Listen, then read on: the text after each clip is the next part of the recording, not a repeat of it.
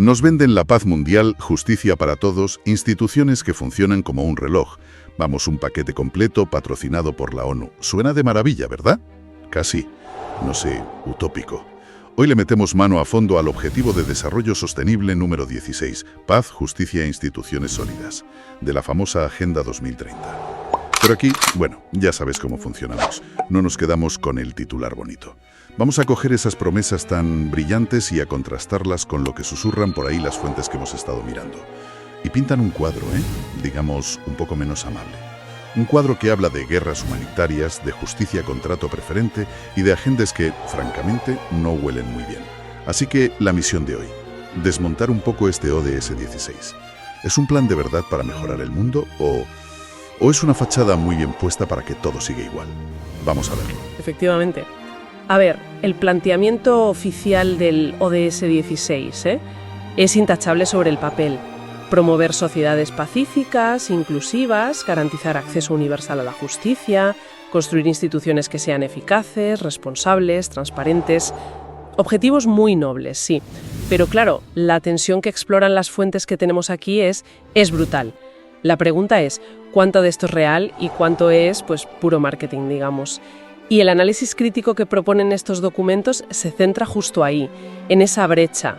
Una brecha que a veces es, enorme, entre lo que se dice y lo que luego se hace. Pues empecemos por ahí, por lo gordo. Objetivo de Desarrollo Sostenible 16. Paz, justicia e instituciones sólidas para todos. La paz. Nos hablan de promover la paz, pero a veces la receta parece incluir invadir países para proteger derechos humanos. Suena un poco a chiste macabro, ¿no? Como intentar apagar un fuego echando más leña. Guerras humanitarias.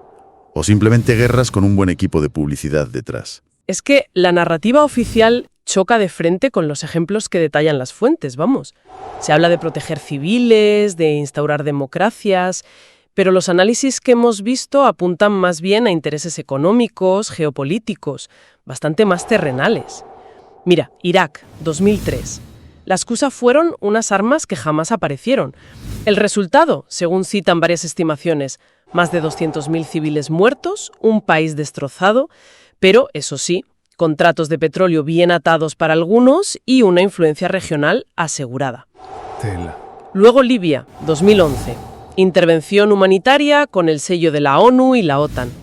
¿Las consecuencias? Pues Gaddafi fuera, sí, pero también un caos absoluto. Oleadas de migrantes hacia Europa y el país convertido en un supermercado de armas y mercenarios. Un desastre. Y mencionan también la situación en Gaza, proyectada a agosto de 2025. Una ofensiva que se intensifica, cifras que hablan de más de 62.000 muertes palestinas desde octubre de 2023, hambruna, desplazamientos masivos, ataques a hospitales, escuelas. A ver, ¿de verdad estas acciones construyen la paz que promete el ODS 16? Es que no cuadra, mires por donde lo mires. Si la paz se consigue así, a base de bombas y desestabilización, uno empieza a sospechar, ¿no? Y claro, donde hay guerra y luego hay reconstrucción, suele haber negocio. ¿No van también por ahí los tiros en las fuentes? Totalmente. Se destapan cifras, astronómicas y mecanismos de financiación que invitan, como poco, a la reflexión seria. Organizaciones como USAID, por ejemplo, la Agencia de Cooperación de Estados Unidos, manejó en 2023 un presupuesto de más de 60.000 millones de dólares. Una barbaridad. Financiando áreas como justicia y paz en muchísimos países.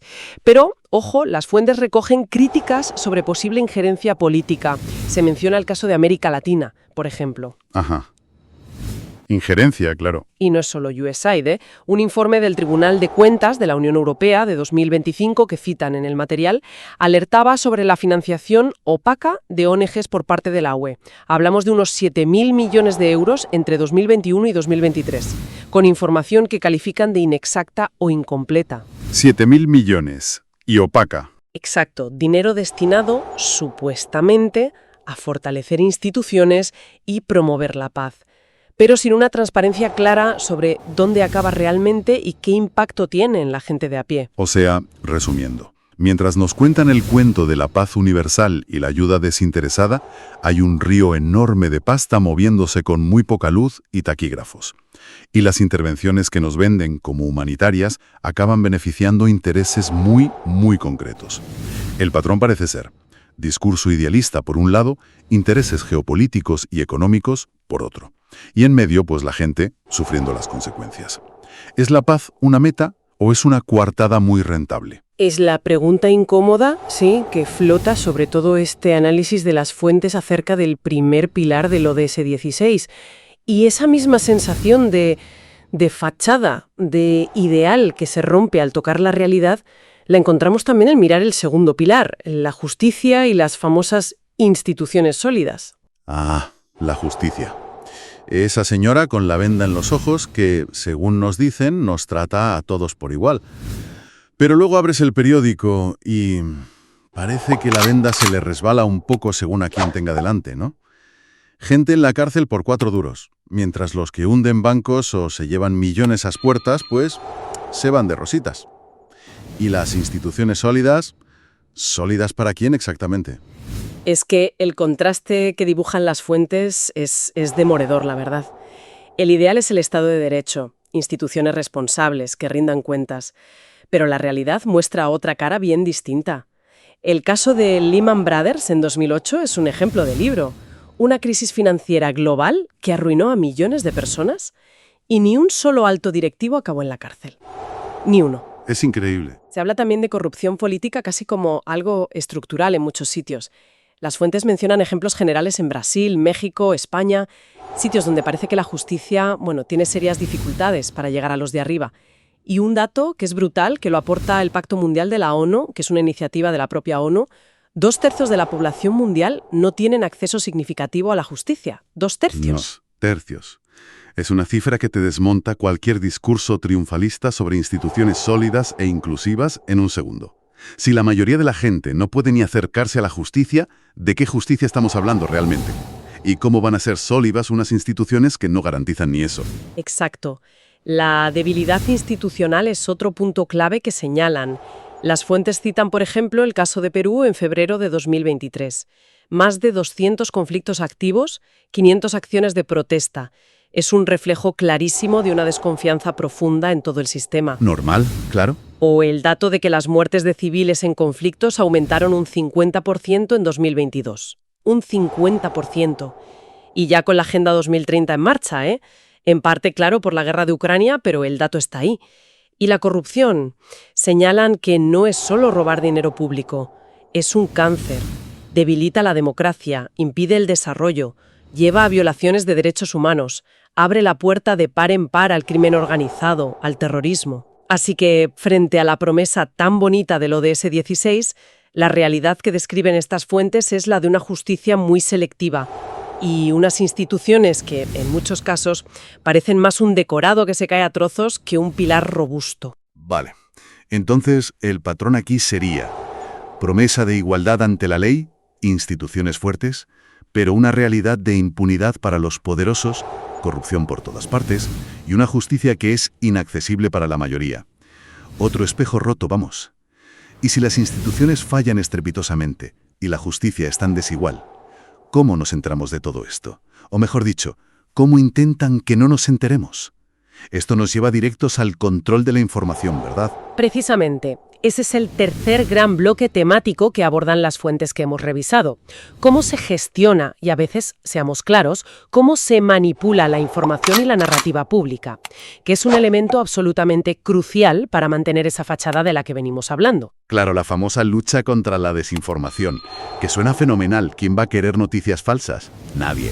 Pero cuando te fijas en quién decide qué es desinformación y a quién se le cuelga la etiqueta, pues empiezas a sospechar que la lucha es más bien contra las voces incómodas, contra los que cuestionan la versión oficial. Es una forma un poco más elegante de llamar la censura de toda la vida. Las fuentes plantean justamente esa paradoja. Se crean leyes, organismos, comisiones para combatir las fake news, pero a menudo, según denuncian las críticas que recogen, acaban limitando la libertad de expresión. Peligroso. Mencionan iniciativas concretas en España, como la Comisión Permanente contra la Desinformación. Que ha sido criticada por algunos sectores, las fuentes citan a Vox como una posible herramienta de censura encubierta. A nivel europeo, también se habla del Reglamento de Servicios de Comunicación Audiovisual. Busca más transparencia, sí, pero genera debates sobre cómo puede afectar al pluralismo y a la libertad de expresión. La pregunta clave que se deriva de todo esto es: ¿quién tiene el poder de decidir qué es verdad y qué no lo es? ¿Se está protegiendo realmente al ciudadano o se está protegiendo la narrativa del poder establecido? Y no es solo la censura más o menos directa, está la manipulación de siempre, pero ahora con herramientas mucho más potentes, ¿no? Exacto. Las fuentes recuerdan que esto de la ingeniería del consentimiento, como la llamaba Edward Bernays, el sobrino de Freud, no es nada nuevo, ¿eh? Bernays usó técnicas psicológicas hace un siglo para, por ejemplo, asociar el fumar en público con la liberación femenina y así vender más cigarrillos. Una jugada maestra de marketing, pero manipulación al fin y al cabo. Qué fuerte. O campañas de miedo como el famoso anuncio Daisy en Estados Unidos en 1964 para influir en las elecciones jugando con el miedo nuclear. Pero claro, hoy con las redes sociales la escala es otra cosa, es brutal. Figuras como Steve Bannon o Elon Musk, según cita un artículo de El País que está en las fuentes, han normalizado el uso de la desinformación como herramienta para polarizar a la sociedad. Incluso se mencionan ejemplos más cercanos como bulos sobre el cambio climático en España en 2025, manipulando mapas del tiempo para exagerar olas de calor. Los medios y las plataformas digitales se convierten así en auténticos campos de batalla por el control de nuestra percepción de la realidad. Da un poco de vértigo pensarlo, la verdad. Si pueden moldear lo que pensamos sobre el clima, sobre política, sobre casi cualquier cosa, ¿cómo podemos estar seguros de algo?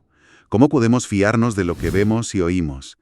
Y en este contexto tan turbio, ¿qué pasa con las voces que intentan ir a contracorriente? ¿Qué pasa con los que denuncian lo que no cuadra en toda esta historia? Mientras el discurso oficial se llena la boca hablando de sociedades inclusivas, de diálogo, a quienes cuestionan el sistema, a menudo se les silencia, se les criminaliza o simplemente se les ignora por completo. Y ejemplos hay muchísimos, lamentablemente. El movimiento juvenil Fridays for Future, por ejemplo, atacado constantemente por exigir acción climática real. O la comunidad mapuche en Chile, defendiendo sus tierras ancestrales frente a intereses económicos brutales y leyes que les perjudican claramente. O los periodistas de investigación, que se juegan literalmente el tipo para sacar a la luz la corrupción y acaban enfrentándose a amenazas, a censura, a procesos judiciales diseñados para silenciarlos. Es tremendo. Incluso las ONGs, fíjate, que a veces se ven como parte de esas voces críticas, también son cuestionadas en algunas de las fuentes que manejamos, por su falta de transparencia a veces o por servir, quizás sin quererlo, a agendas internacionales que no siempre coinciden con las necesidades reales de la gente sobre el terreno. Es la gran ironía de todo esto. Se habla mucho de diálogo, de inclusión, de transparencia, pero a la hora de la verdad, al que discrepa, al que denuncia, al que levanta la alfombra, se le aparta o se le ataca. El patrón aquí parece bastante claro. Se controla la información oficial a través de esa lucha contra la desinformación y de la manipulación mediática, y a la vez se margina o se neutraliza a las voces disidentes. Todo para mantener una narrativa coherente con los intereses del poder, aunque la realidad sea, muy distinta. Esa es la síntesis crítica que se desprende del análisis de las fuentes sobre este tercer aspecto. Sí, el control de la narrativa es absolutamente fundamental para poder sostener esa brecha tan grande entre la promesa del ODS 16 y la realidad que se observa. Bien, pues vamos a recapitular un poco, que hemos tocado muchos palos. Hemos puesto sobre la mesa la promesa brillante del ODS 16. Paz, justicia, instituciones sólidas. Todo muy bonito. Y la hemos contrastado con lo que dicen las fuentes, que hemos analizado. ¿Y qué dicen? Pues hablan de guerras disfrazadas de humanitarismo, que en realidad esconden intereses económicos y geopolíticos. Hablan de un negocio de la paz con financiación opaca y poco clara. Hablan de una justicia con doble rasero, que no es igual para todos, y de instituciones frágiles carcomidas por la corrupción e inaccesibles para la mayoría. Y hablan de un control férreo de la narrativa, usando la lucha contra la desinformación como excusa y silenciando a las voces críticas. El cuadro general que pintan estas fuentes es bastante inquietante, la verdad. La pregunta final que emerge de todo este análisis crítico, que va muy en la línea de lo que se busca en espacios como El Canal y Si Fuera Mentira, que precisamente se dedican a esto, a cuestionar las narrativas oficiales, esa pregunta es casi inevitable, ¿no? El ODS 16, si lo lees, sobre el papel, es impecable. un plan global para un mundo mejor. ¿Quién no lo firmaría? Pero claro, cuando empiezas a rascar un poco la superficie, cuando ves cómo chocan esas promesas tan bonitas con los intereses políticos, económicos, con las dinámicas de poder reales que describen las fuentes, la promesa como que se diluye, se difumina. Podría ser que este objetivo, que se vende como un gran avance para toda la humanidad, funcione en la práctica como una cortina de humo, como una forma de aparentar que se busca la paz y la justicia mientras en realidad se protegen los intereses de siempre, los de las élites globales y las grandes corporaciones. Esa es la cuestión de fondo, ¿sí? La que dejan flotando estas perspectivas críticas que hemos repasado. ¿Estamos construyendo de verdad esa paz y esa justicia? ¿O solo nos están vendiendo la marca, el eslogan? ¿Es el ODS 16 un objetivo genuino? ¿O es el disfraz perfecto para que el status quo, para que nada cambie realmente, siga intacto? Es una pregunta que resuena con mucha fuerza después de examinar los argumentos y las evidencias que presentan en el material, desde luego. La discrepancia entre la retórica oficial y la realidad que describen sugiere que, como mínimo, es necesario un escepticismo muy saludable y un análisis mucho más profundo de todas estas agendas globales que nos presentan como la solución a todo. Ahí queda la reflexión, para que cada uno le dé vueltas. Y una última idea, ya para cerrar. Si este es el panorama que describen las fuentes, promesas muy bonitas por un lado y realidades complejas, a menudo bastante tramposas por otro, ¿qué podemos hacer nosotros? La gente de a pie, ¿qué herramientas tenemos para intentar ver más allá de los discursos oficiales? Para cuestionar, para exigir que la paz y la justicia no sean solo palabras bonitas en un documento de la ONU, sino que sean realidades tangibles, de verdad. Ahí lo dejamos, para seguir pensando.